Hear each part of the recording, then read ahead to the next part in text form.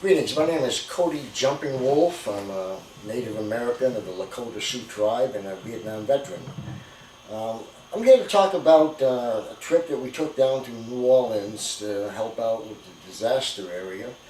Our mission started to originate on August the 31st.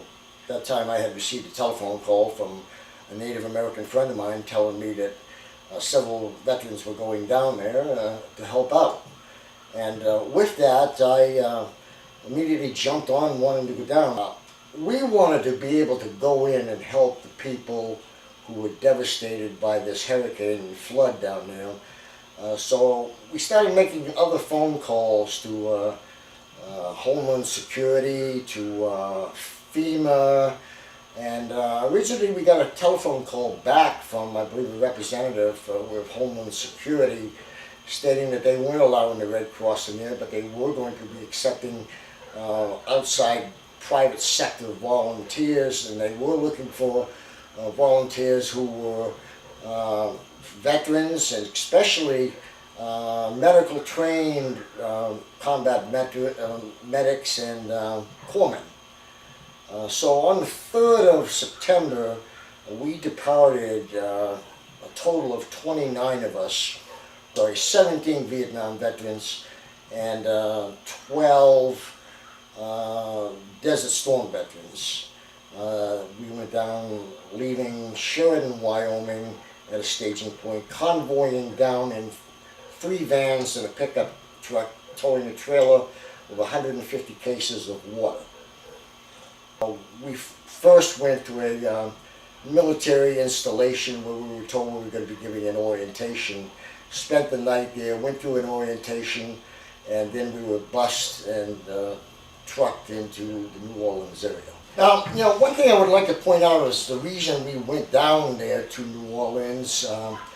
First of all, as veterans of this country and of the military, each and every one of us who went on this mission had spent time either in Vietnam or Desert Storm fighting for the liberation of other foreign countries.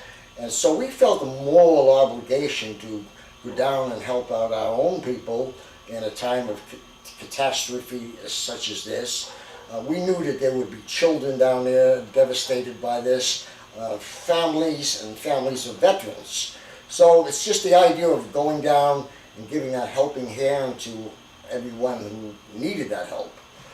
Now, as I mentioned, we went into a military installation the first day, and the second day after our orientation, we were bused into New Orleans, where we were assigned different job assignments. Everybody who was in the group, and there was 8 of them, were either Army medics or Navy corpsmen. They were assigned to various triage units, field hospitals, helping out, I guess, with the medical end of it. And of course, I don't know exactly what they were doing. I was assigned to, I believe they were from the Georgia Department of Fish and Wildlife. They had an airboat down there. We were patrolling the neighborhoods, looking for stranded people. Going into houses, checking wherever we could check where the water wasn't too high. A lot of the places were so deep in water that we couldn't check the attics out, and at that time they were waiting to pump some of the water out. But we pulled several people out of houses, helped them to get into the boat, took them to a centralized staging area, and just did that type of thing. Several children that we picked up and took them to a safe area. And a lot of people didn't want to leave the house at all, and we attempted to persuade them that it would be better for them. Of course, the water conditions down there were absolutely contaminated, smelled horrible, and the whole situation there, in a way, kind of reminded me of some of the villages that I had seen in Vietnam, just totally destroyed and people totally disorientated and devastated. We spent a week down there, arriving there on the 5th of September, which was Labor Day, we spent the 5th in the military installation that we were at, and then on the 6th we went into New Orleans, and on the 11th of September we left. We only had to spend 7 days there, a 7-day commitment. And I'm not real familiar with the New Orleans area, don't know exactly where we were at, but I know the houses, most of the houses in the neighborhood we were in were low class, sort of poverty looking homes, nothing real luxurious. People looked like they were pretty poverty conditioned, predominantly a mixture of both Caucasian and Afro-American, but more Afro-American than I could see where we were at. People of middle age, elderly people. We picked up one lady, or helped one lady out that was in her late 70s, early 80s. Put her and other people in the boat and would take them back to a particular area where they were, I believe, examined and checked out. A lot of pets that were running around, lost pets, some children who couldn't find their families. A lot of the streets that I was on, I don't know the names of the streets exactly or what location of New Orleans it was at, but I did notice that the water level in certain areas that we went through varied. But a lot of the areas that we went into, the water was very high to the rooftops. Some areas the water wasn't that high. We were able to actually wade into the water, sometimes knee deep, sometimes waist deep, a couple times chest deep, and check for people. Some people were on roofs. People that we found who seemed to be physically handicapped that we couldn't handle, we would call for medical assistance. They would send someone else out who was medically trained. During our orientation, we were trained that we were not to handle or pick up any bodies. Now, the first time we went out, we patrolled down the street in a boat and went up another street. We saw some people up on a roof. The water was very deep there, and we were able to help them get down from the roof and into the boat from the roof. We then took them to the staging area.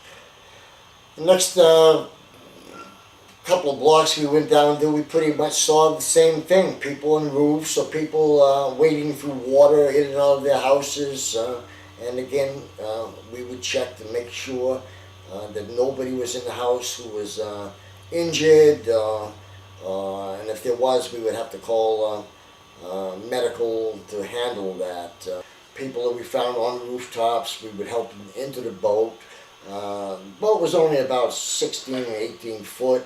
There was already 3 of us working in the boat, so we could only maybe handle another 3 people at the most, picking these people up, taking them back to the field hospital tents to a safe area.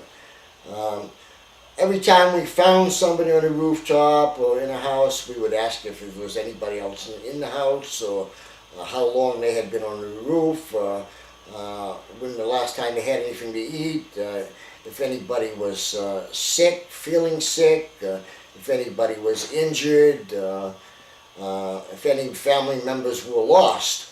And we did have several occasions of finding people who have said that they didn't know where their sons or their daughters or their husbands or wives or their pets were at, and everybody was pretty much separated and disorientated. And again, some people just didn't want to leave at all.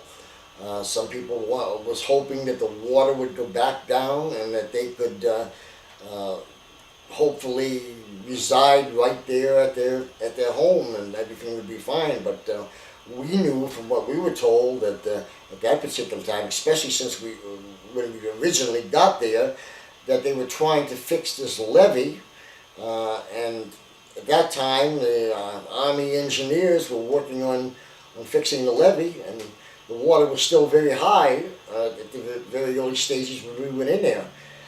So we wanted to try to coax and encourage as many people as we could to get out of that situation and get back to a safe area where they could be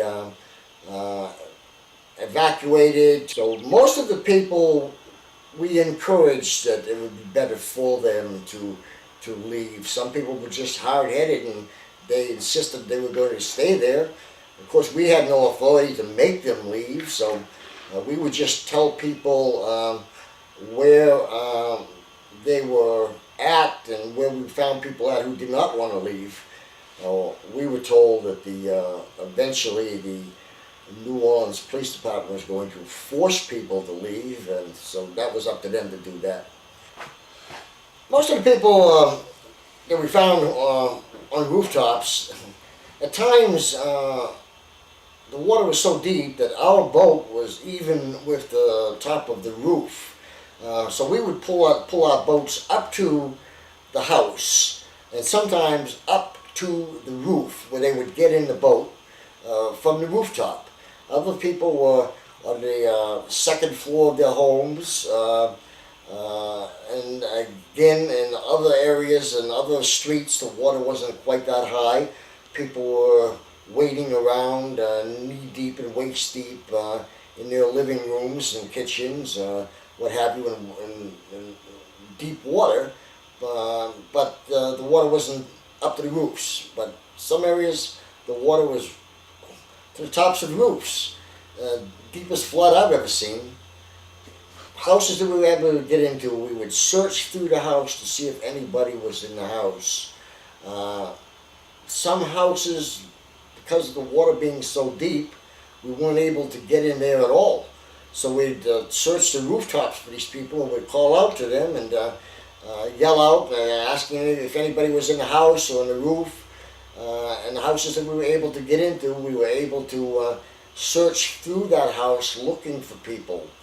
But we couldn't always do that. Now, the houses that we entered, we would search through the houses, yelling out for people. If people weren't home, we would just simply leave. Some houses we couldn't get into at all because the doors were locked. So we would call out for those people. We were skeptical about going into a house that the door was not open or unlocked, where we could have easy access. We didn't really have a right to break into people's homes, so we would do our best to just try to find out if anybody was in there who needed help by calling out. But most of the people that we saw were either in their house, wading around in the water, out in front of their house or up on the rooftops. And in some cases, we found a couple people in attics where the water had gotten up to the first and second floor, and these people went up to an attic to escape the water. Another situation, we found a fella who had to hammer his way or axe his way through the rooftop from the inside of the attic to get up on his roof because the water was starting to come from the second floor into the attic. So he had to get out of the attic to keep from drowning. Yeah, as we went through the neighborhoods, people would yell to us, "Hey, can you come pick us up? Hey, do you have any water? Do you have any food?" People were asking if we'd seen certain children or certain people with a certain description or certain type of clothes they had on. And a lot of people were happy to see us and wanted to get out of there, wanted to get water and food. But again, a lot of people didn't want to leave at all because they were attached to their possessions and they wanted to stay in their homes. Water was so rank and so nasty that we were encouraging people to leave because we were afraid that they would pick up some type of disease like cholera or hepatitis. Uh, People who didn't want to leave, we really tried to encourage them to leave, but we couldn't force them to leave.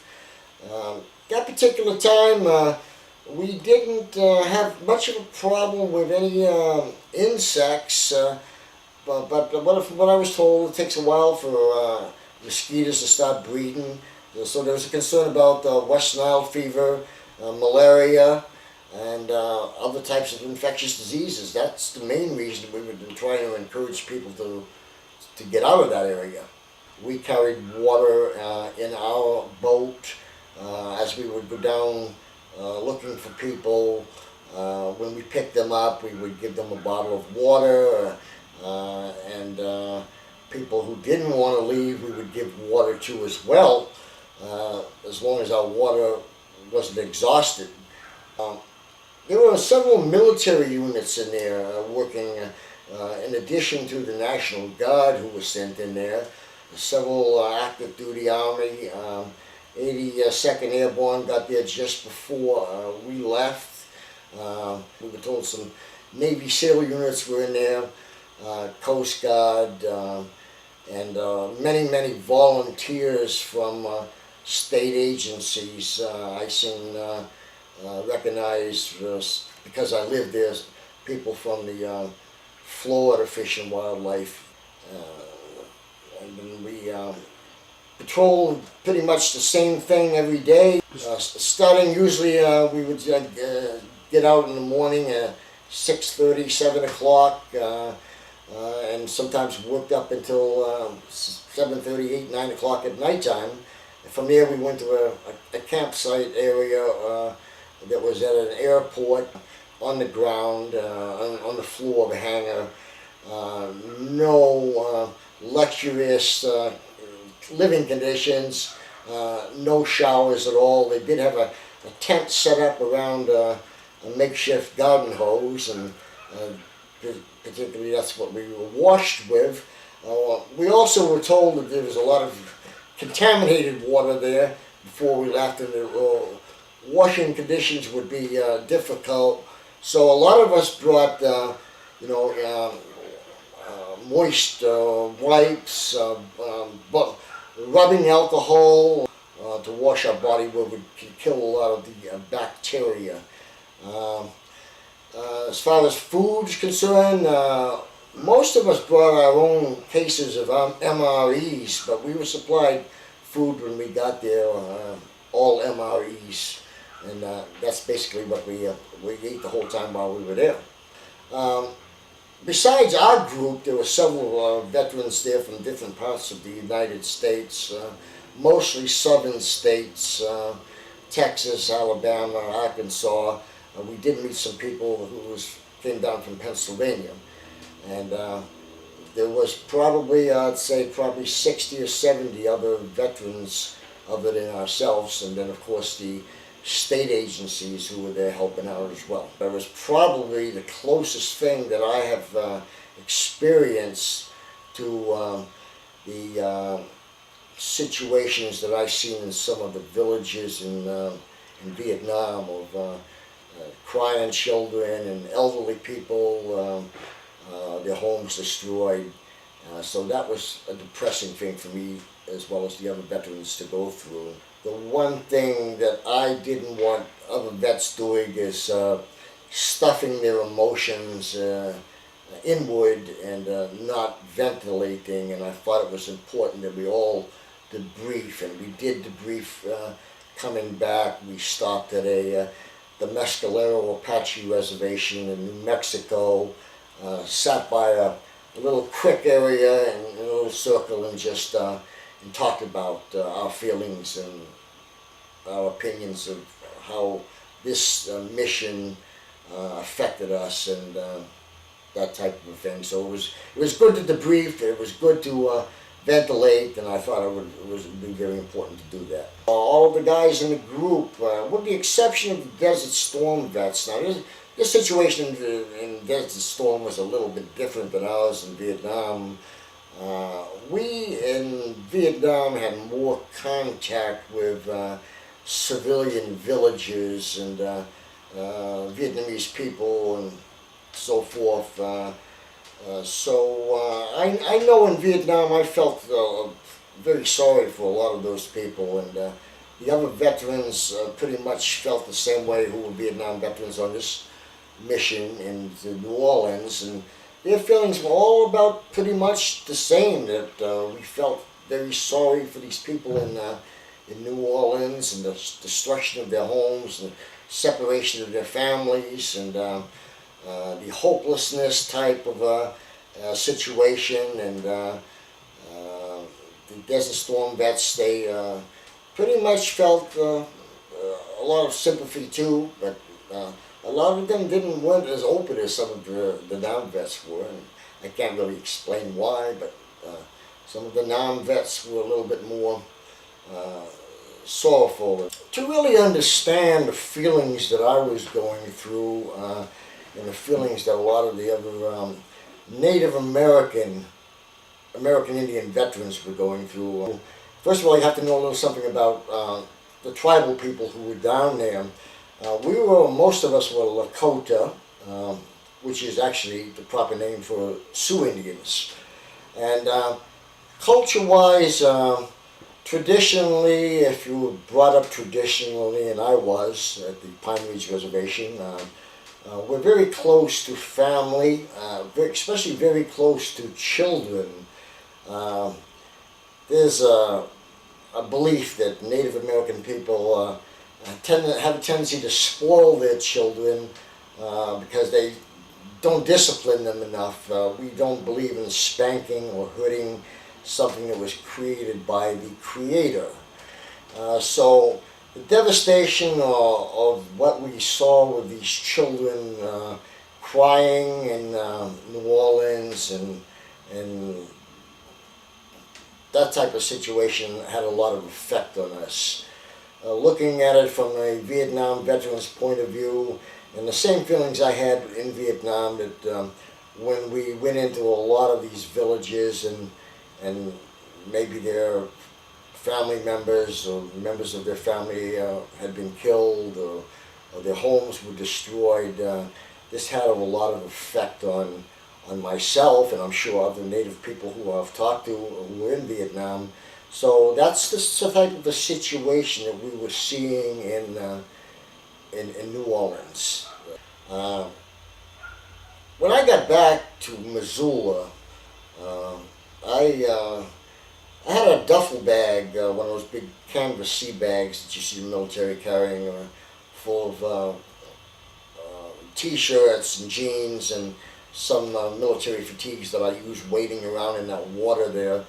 And the situation in New Orleans was so filthy that I didn't want any part of those clothes anymore, so I just took the whole duffel bag of all the clothes and just dumped them in a garbage dumpster. I knew that not enough laundry in the world would satisfy me that those clothes were clean enough after going through that filthy and flooded waters in New Orleans.